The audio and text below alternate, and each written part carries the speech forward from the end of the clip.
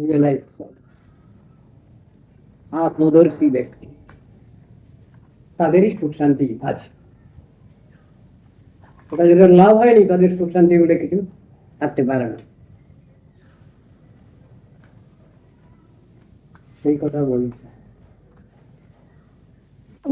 জ্ঞানম, জ্ঞান পরিত্যাগ করুন। প্রজার রূপম, আমার ছেলে, আমার মেয়ে, আমার আত্মীয় স্বজন, এসব চিন্তা ছাড়ুন। আপনি আত্মবস্তু, ভগবানের চিন্তা ভাবনা করুন।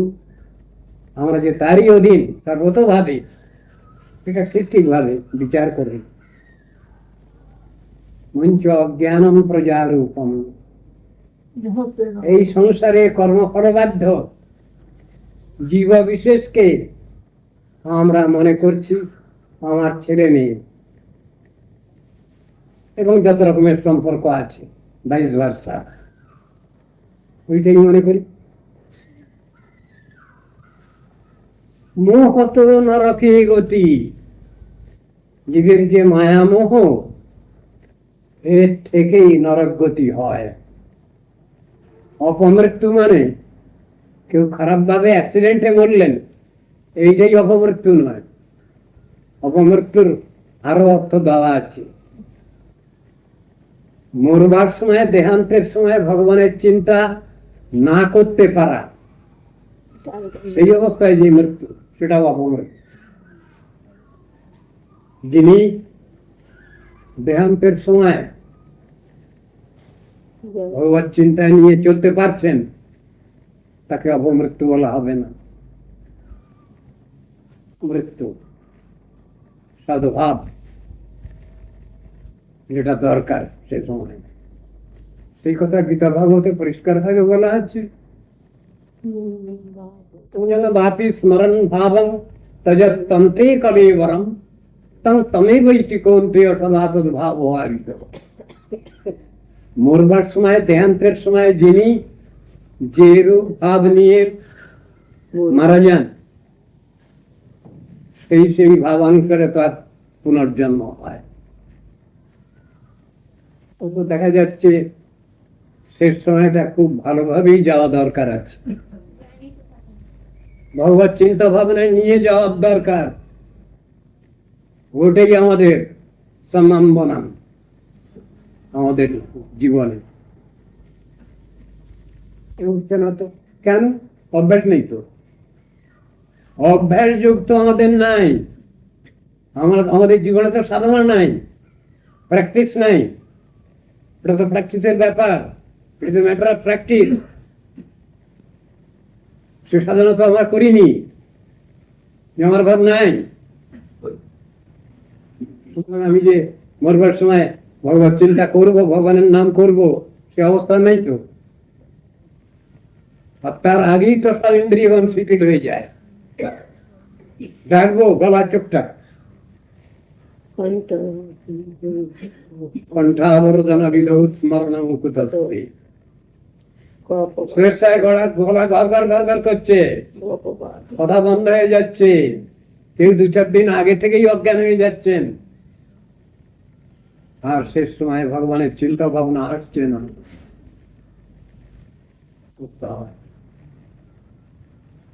অবস্থা আছে তখন মানুষের সংসারের চিন্তাটা বেশি হয় মনে, ভগবানের নাম আসে না। এটা সাধনার ব্যাপার তো। যারা রীতিমতো সাধনা করেছেন তাদের বেলায় ওটা আসবে, কিন্তু যারা সাধনা করেননি তাদের বেলায় আসবে না। ওটা আসতে পারে না, স্বাভাবিক নয়। যদি কারো এসে যায়, অধিক ভাগ্যবান ভাগ্যবতী, তাদের বলা হবে। তো আসে না। চিন্তা করেন তারা ভাগবতে দেওয়া আছে, অহোমে পিতরো বৃদ্ধো ভার্যা বালাত্মজা অনাথাম অমৃতে দীনা কথম জীবন্তি দুঃখিতা। বৃদ্ধ মাতা পিতা, এদের কে দেখবে? এইসব চিন্তা হচ্ছে। সন্তান বিশিষ্ট ভার্যা, একে কে দেখবে? তাছাড়া এরা চলবে কি করে, বাঁচবে কি করে, এইসব মনে হচ্ছে। প্রথম জীবনটি দুঃখিতা, এরা কিভাবে জীবন যাপন করবে, এইসব চিন্তাগুলো এসে যাচ্ছে। এবং গৃহাশয়ক্ষিপ্ত মূঢ় ধীর অবিদ্যাস্তনুধ্যায় মৃতন্নাং বিশতে তম, এই চিন্তা চলতে থাকে তখন ব্যাস শেষ নিঃশ্বাস পরিত্যাগ করলেন। হবে লোকসান। আর এদিকে সব আত্মীয় স্বজন বসে গেছেন, অবকাশ করছেন, কান্নাকাটি করছেন, যার যে সম্পর্ক আছে সেই সম্পর্ক নিয়ে সেখানে কান্নাকাটি চলছে। পারছেন না, কে চলে গেল, যে চলে গেল দেহাধার থেকে, তাকে তো কোনোদিন দেখি নাই আমরা, তার সঙ্গে তো কোনোদিন পরিচয় হয়নি। যদি পরিচয় হতো তাহলে কান্নাকাটি থাকবে না। আত্মদর্শী ব্যক্তি কেউ যদি দেহত্যাগ করেন তিনি কাঁদবেন না, স্বাভাবিক ব্যাপার, স্বাভাবিক ব্যাপার। বলে হ্যাঁ, একটা কাপড় পরছিলাম, বাকি কাপড় রোজই ছাড়তে হয়, কাপড়টা ময়লা হয়ে গেছে, সাবান দিয়ে আবার পরিষ্কার করে কেচে ধুয়ে দিতে হয়, তো আবার ব্যবহার করা যায়। জীবাত্মার দেহ পরিত্যাগটা এইরকমই গীতায় বুঝাচ্ছেন। অসংসিজের নানি যথা বিহায় নবানি গৃহ্ণাতি নরো পরাণি তথা বিহায় জীর্ণানি সমজাতি নবানি দেহি। ওই কাপড় বদল করার মতো জীবাত্মা এক দেহাধার থেকে আর এক দেহাধারে চলে যাচ্ছেন, ওই কাপড় বদলা বদলি করা। কাপড়টা পুরনো হয়ে গেছে, কেটে গেছে, সেই কাপড় কি আর পরা যায়? তাকে বাদ দিতে হয়। দেহি আত্মা ওইটাই করেন। এই শরীর দেহ বদলা বদলির ব্যাপারটা কি বলা হলো? মৃত্যু। আর যখন তার ভিতরে জীবাত্মা সঞ্চারিত হচ্ছেন, ইনফিউজড হচ্ছেন, তখন তাকে বলা হয় জন্ম। এই হলো ঠিক ঠিক জন্ম আর মৃত্যুর ইতিহাস শাস্ত্রে বুঝানো আছে। জীবাত্মা নিত্য সত্য ব্যাপার, অযুগ নিত্য শাশ্বত পুরাণময় নহন্যতে হন্যমানে। নৈনং ছিন্নন্তি শস্ত্রাণি নৈনং ধাবতি পাবক ন চৈনং ক্লেদয়ন্তি আপো ন শোষয়িত।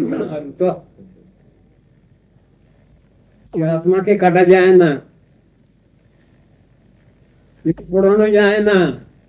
শরীরটাকে পোড়ানো যায়, পাঞ্চভৌতিক শরীরটাকে পোড়ানো যায়, তৃতীয়ার্থে মরুদ্গমের তৈরি, আকাশ বাতাস আগুন জল মাটি দিয়ে তৈরি।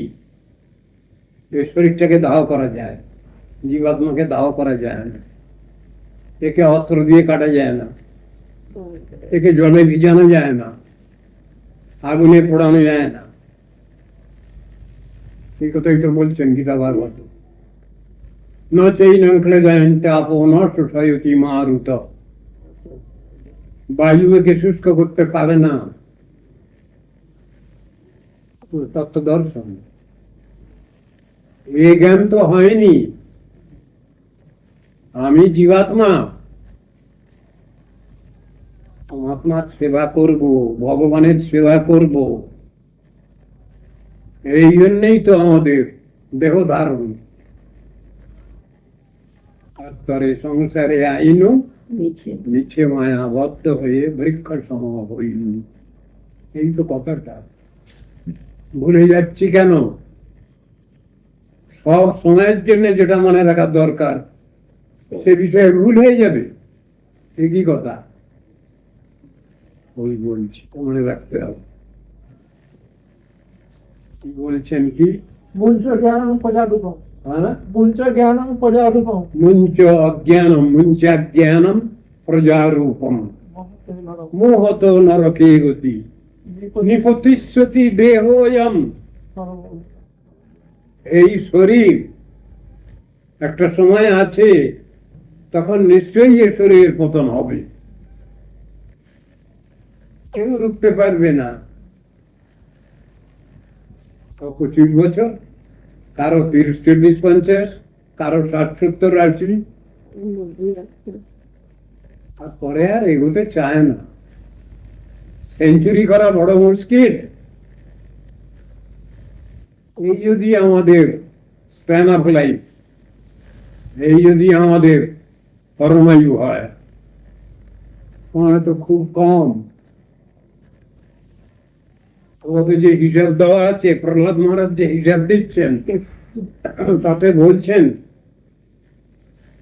100 বছর 100 বছর যদি পরমায়ু ধরা যায়, তাহলে আমরা মোটামুটি বাঁচতে পারি 50 বছর। কিন্তু প্রহ্লাদ মহারাজের যে হিসাব, সেই হিসাব অনুসারে পরমায়ু আমাদের 50 বছর। তাহলে হরি তোমায় ডাকবো সময় কই, এই প্রশ্ন তো থেকেই যাবে। বলে কিসে থেকে এরকম হিসাব করলেন? তাহলে শুনুন, ভাগবতেরই শ্লোক। নিদ্রায়ার হিয়াতে নাক্তম, নাক্তম মানে রাত।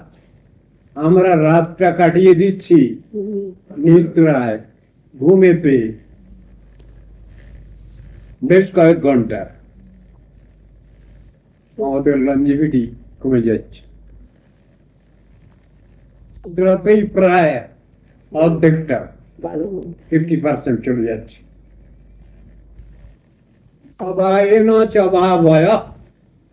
বয়সটা সাংসারিক ভোগ সুখে কেটে যাচ্ছে, এতেও টাইম যাচ্ছে। বিবাচ অর্থ ইহয়া রাজন, ইহা মানে চেষ্টা, অর্থের রুজি রোজগার,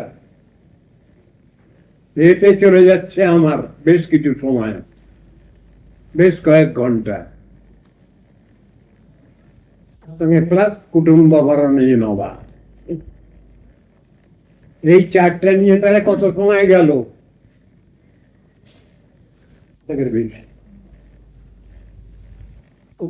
আমাদের তো 50% হতেই চলে গেল। সুতরাং আমাদের 50 বছর পরমায়ু মোটামুটি ধরা হলো। ওয়ার্ল্ড স্ট্যাটিস্টিক্স বলছে, এখন হিসাব দিচ্ছে, আমরা ভারতবাসী, আমাদের পরমায়ু সব থেকে বেশি ছিল এক সময়ে, এখন এই ভারতবর্ষের পরমায়ু সব থেকে কম অ্যাগ্রিগেট। কত বছর শুনলে আবার আপনারা অবাক হয়ে যাবেন না? 42 বছর। আমাদের গড় হার বলে, হ্যাঁ, আবার আমাদের থেকে আবার অনেক দেশের লোক বেশি বাঁচছেন, জার্মানি লোকরা বেশি বাঁচছেন, রাশিয়ানরা বেশি দিন বাঁচেন। এগুলো সব ওয়ার্ল্ড স্ট্যাটিস্টিক্সে আছে। সব রাশিয়ার কতগুলো জায়গা আছে যে নামগুলোর নাম আপনারা জানেন। উজবেকিস্তান, কাজাকিস্তান, এইসব জায়গার লোক এখনো অনেক দিন বাঁচে। সেঞ্চুরি করার পরও এর যে টাইমটা দেওয়া আছে 115, 120, 125, মানে 2-3 পুরুষ একই সঙ্গে ক্ষেত খামারে কাজ করছেন। ভারতবাসীর এই দুর্দশা কেন হচ্ছে? এর যে গড় হার এত কমছে কেন? আর উজবেকিস্তানের লোকের বা পরমায়ু এত বাড়ছে কেন? এসব নিয়ে তো রিসার্চ চলছে এখন। শুধু আমি পড়বো, আপনারা কেউ পড়বেন না? আপনাদের তো পড়তে হবে। কেন এখানকার লোক বেশি দিন বাঁচছে? এ না হচ্ছে, সব হিসাব না হচ্ছে, খবর না হচ্ছে। খাবারটা একটু অন্য ধরনের, চালের ভাত খায়, তারা খায়। চিপস খায়,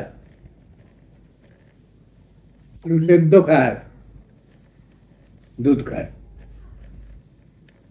মাখন খায়, এমন করছে জিনিসগুলো। এ নিয়ে তো প্রচুর আলোড়ন। কোথায় আলোড়ন বলুন? আমাদের সব থেকে উপরওয়ালা যারা আছেন স্বাস্থ্য বিভাগে, সেখানে নাম কি? WHO, সেই সংস্থা, ওয়ার্ল্ড হেলথ অর্গানাইজেশন, তারা এইগুলো দিচ্ছেন হিসাব। সেই হিসাবগুলো আপনারা রেগুলার পড়বেন, দেখি কি বলছেন তারা। তারা তো অনেক নতুন নতুন তথ্য দিচ্ছেন সব, যেগুলো আমাদের জানা নাই, সাধারণের জানা নাই। কিন্তু অসাধারণ যারা আছেন, যারা শাস্ত্রদর্শী ব্যক্তি, তারা এসবই আগে থেকে পেয়ে গেছেন। সব শাস্ত্রে এগুলো বলা আছে, বুঝানো আছে। সেটা তো আর সবাই আমরা জানি না। লিমিটেড টিম তারা ওটা আলোচনা করেন, তারা ওটা বোঝেন, তারা ওটা বুঝে সুঝে তারা সেই পথে চলেন। এটা তো ওই রকম তো রয়েছে সব এখানে। কি হলো শ্লোকটা? মুঞ্চ জ্ঞানম প্রজারূপম মহতে নরকম মহত নরকে গতি নিপতিষ্ঠতি দেহোয়ম। তাহলে শরীরটাকে রাখা যাবে না জোর জার করে। মরে যাওয়ার পর কোন রকম করে সংরক্ষণের একটা ব্যবস্থা হতে পারে, মরে যাওয়ার পর। তাতে লাভ কি? দেহাধারে জীবাত্মা যতক্ষণ আছেন ততক্ষণ পর্যন্ত তার যে ক্রিয়াকলাপ অনুষ্ঠান, সেইগুলি তো বেশি নোট করা হয়। দেশ আছে যেখানে পিরামিড আছে, মিশর ইত্যাদি দেশে, সেখানে রাজার মৃতদেহ, আরব ইত্যাদি রাজার মৃতদেহ কফিনে রক্ষা করার ব্যবস্থা আছে, তার নাম পিরামিড। এলো এই দেহের সংরক্ষণ পদ্ধতি বিচার কোথা থেকে এলো? ম্যাটেরিয়ালিজম থেকে। রিয়ালিজম থেকে এলো এটা। ভদ্রলোক তারা গিয়েছিলেন ব্রহ্মার কাছে, মানুষের এর থেকে ডেপুটেশন গেছেন ইন্দ্রদেব, আর অসুরগণের পক্ষ থেকে গেছেন বিরোচন। এই দুজন ডেপুটেশন গেছেন জানবার জন্য ব্রহ্মতত্ত্ব, আত্মতত্ত্ব জানবার জন্য গেছেন ব্রহ্মার কাছে, তপস্যা করছেন। বহুকাল বাদে ব্রহ্মা এসে হাজির হলেন। কি বাছা, কি চাই তোমাদের? না, আমরা আত্মতত্ত্ব জানতে এসেছি, ব্রহ্মতত্ত্ব জানতে এসেছি। ও, শরীরটাই আত্মা, একেই ভালো করে খাওয়াও, দাওয়াও, পড়াও, খুব যত্ন করো, তাহলেই সব হয়ে গেল। যাহা এই কথা শোনা তাহা একেবারে সঙ্গে সঙ্গেই বিরোচন পায়াকার হারালেন তিনি, হয়ে গেল তার সব জানেন। তিনি গিয়ে ওই মিশরের পিরামিড সিস্টেম সকলকে জানালেন।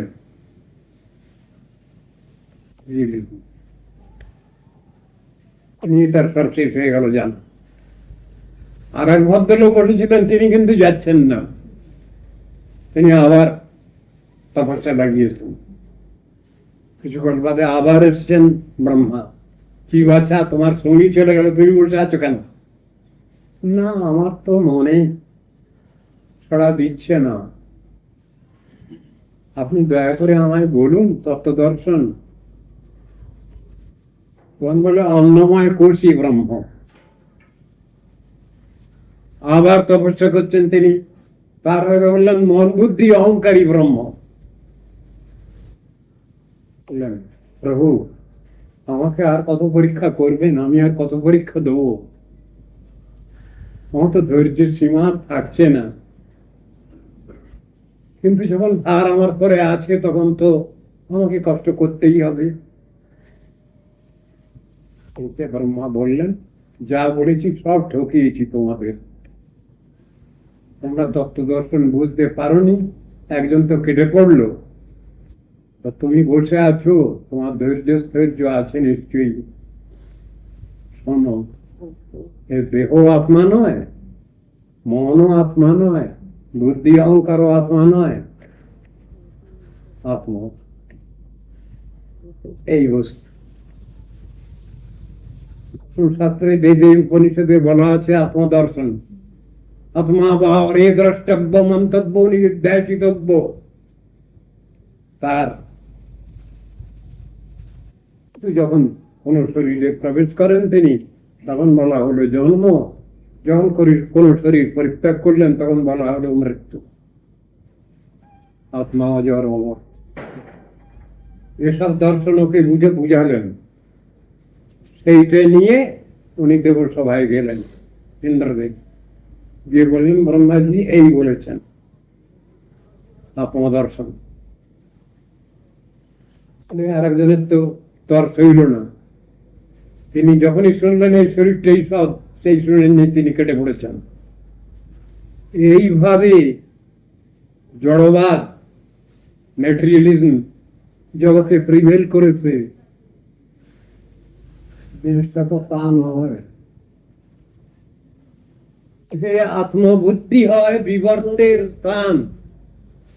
এই জড় দেহটা এবং সূক্ষ্ম দেহ মন বুদ্ধি অহংকার, একে যদি আমরা আত্মা মনে করি ভুল হয়ে যায়, থিওরি ভুল হয়।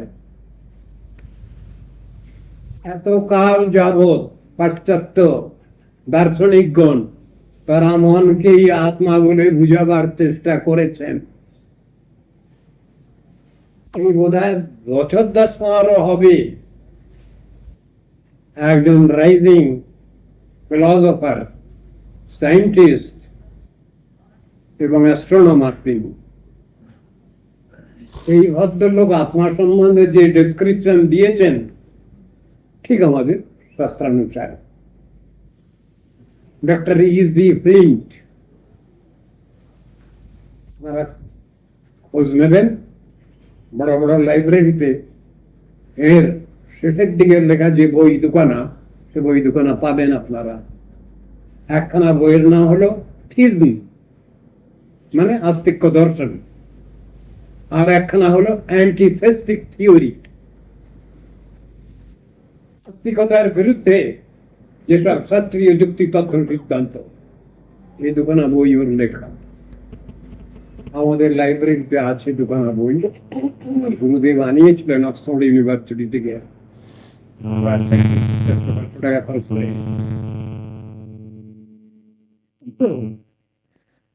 পাশ্চাত্য দেশ, যে পাশ্চাত্য দেশের উপরে সবাই নির্ভর করে, সেই পাশ্চাত্য দেশের সব থেকে ব্রেইনি লোক যারা, তারা এতকাল ধরে মনকেই আত্মা বলে বলে এসেছেন, আত্মাকে আত্মা বলে বলতে পারেননি। সে সৎসাহস তাদের হয়নি, বা সে মগজটা হয়নি। কেন ও মগজ তো আর সকলের হয় না, ও মগজটা ভগবান থেকে আসে। উল্টো পাল্টা কথাই বলে দিয়ে শেষ করতেন। অনুসারে যে আত্মা পৃথক বস্তু, তার বিষয়ে তাকেই জানবার চেষ্টা করো, বুঝবার চেষ্টা করো, এবং তার উপরওয়ালা যিনি আছেন তাকেও জানবার চেষ্টা করো, বুঝবার চেষ্টা করো। এর সন্ধান, আর তার উপরওয়ালা মালিক যিনি বসে আছেন তাকেও জানবার চেষ্টা করো, বুঝবার চেষ্টা করো। তিনি কে? পরমাত্ম ভগবান। তাই ভাগবতে বলা আছে কৃষ্ণম এনম অবিজি তমাত্মনাং অখিলাত্মনাং। অখিলাত্ম হচ্ছেন সেই ভগবান, সমস্ত আত্মারও আত্মা যিনি উপরওয়ালা। তার সাধন ভজন করো,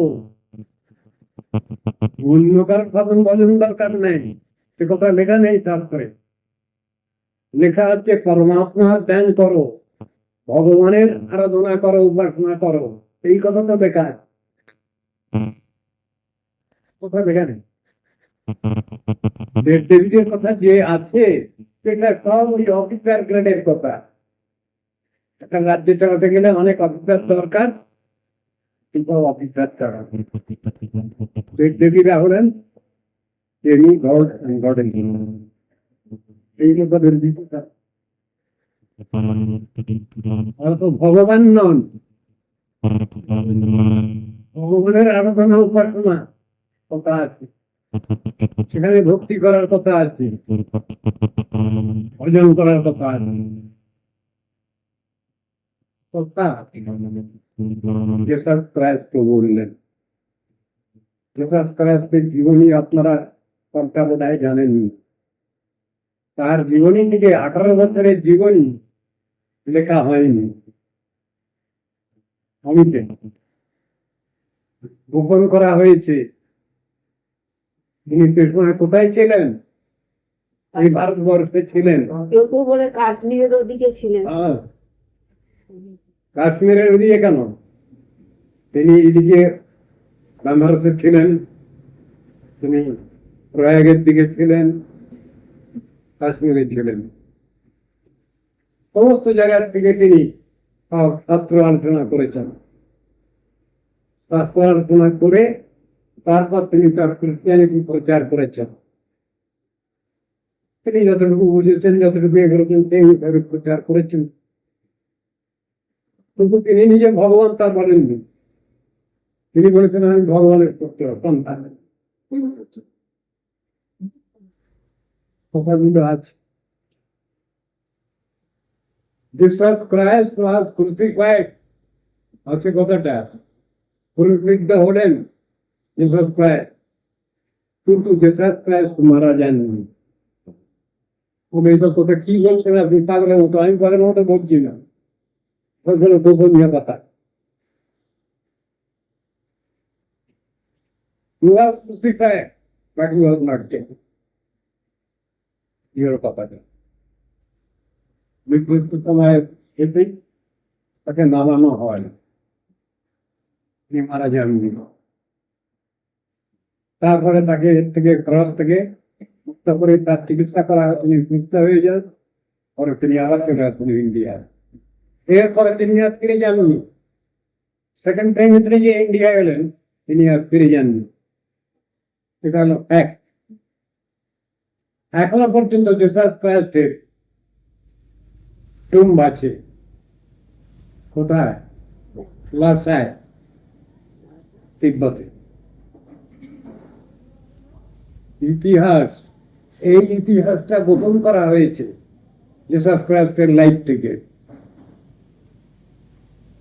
এই জিনিসটা বের করেছেন একজন রাশিয়ানে, তার লেখা বই রয়েছে।